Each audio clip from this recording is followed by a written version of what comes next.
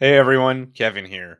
I was recently asked to do a video on an important concept in both instructional design and e-learning in general, that of making sure to have clear and detailed deliverables.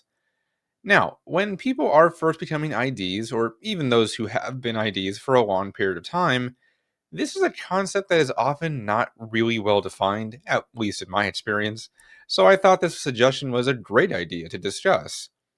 To begin with, what is a project deliverable? Well, basically, it refers to any output or product from an ID project. This should be a training plan, a storyboard, PowerPoint presentation, video, knowledge check, and obviously the course itself. They are not just the ending outputs, it's all of the outputs. Deliverables serve to not only deliver content to the learner, but also evidence that the project was successful to stakeholders by showing that the goals and objectives of the course were achieved, as well as serving as materials that can be used to validate why certain decisions were made during course development and design later. It's important to note as well that these deliverables need to be decided on very early in the project in order to set expectations, deadlines, and know how personnel, time, and resources should be allocated to ensure they are completed as requested.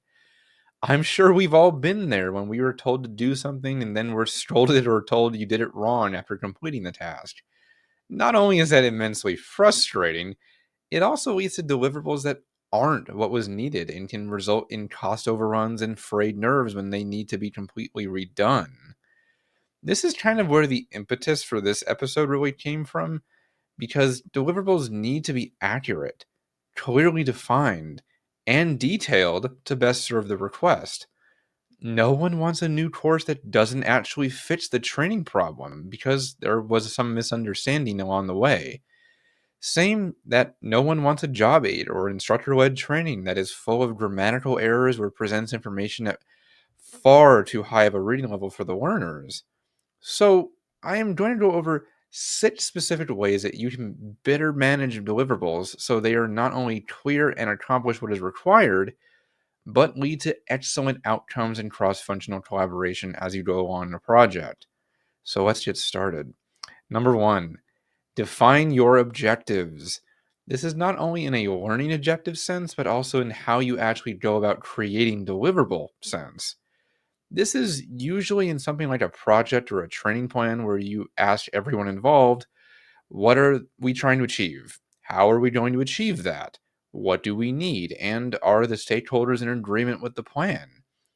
Clear project objectives are vital. And for an objective to be clear, it must also be measurable. Because if you can't measure it, then you may never know if you actually achieved it, huh? Not to mention that you definitely don't know how close or far you are from achieving it either without a measurable objective. Number two, define your deliverables and set realistic deadlines. Projects can be big and daunting if not laid out and understood from the beginning. And even the smallest deliverables need to be clear from the outset. This is done during or after stakeholders have given that initial approval, and we can get into the serious details where you need to ask yourself, when does this deliverable need to be completed? Are there going to be alpha and beta reviews within SMEs to plan for? How can we organize this into manageable and attainable chunks?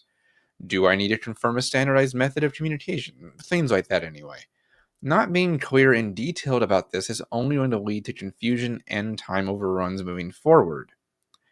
Now, number three, and speaking of what I just was talking about, prioritize your deliverables as well. The downside of breaking them into chunks is that you will inevitably just have more deliverables. So you have to rank them in order of importance and the length of time they will take to complete. That way, the most time sensitive things are accomplished first, and outputs that take different amounts of time can be planned for accordingly.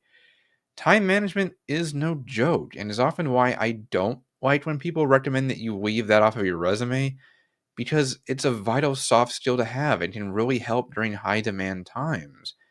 It's true that everyone needs to have time management skills, of course, but stronger abilities in it can pay dividends later. Using project management tools also aid with this process because it provides more real time updates as to what is going on and ensures that details are not overlooked or forgotten. So keep that in mind and work closely with your project managers too. They are a great resource. Number four, to facilitate all of that as well, you need to keep the lines of communication clear and open at all times, especially considering that SMEs can be hard to track down because they have jobs of their own and are busy people. I mentioned this back in number two with deadlines, but there's a bit more to it than that. In this instance, you need to create an environment where everyone knows three specific things: what's expected, who's in charge, and who to go to when confusions or problems crop up, which they inevitably will. Creating clear deliverables isn't going to happen when you don't know who to talk to, and that will inevitably cause friction too when you can't quickly find out the information you need. We've all hit blockers from this in the past, and it can be immensely frustrating. This is why, when I did a video on SMEs a while back, I really stressed maintaining a good relationship with them as much as possible. It isn't just so everyone gets along, it's also so the work is better too. Moving on to number five, really pay attention to scope creep of your deliverables.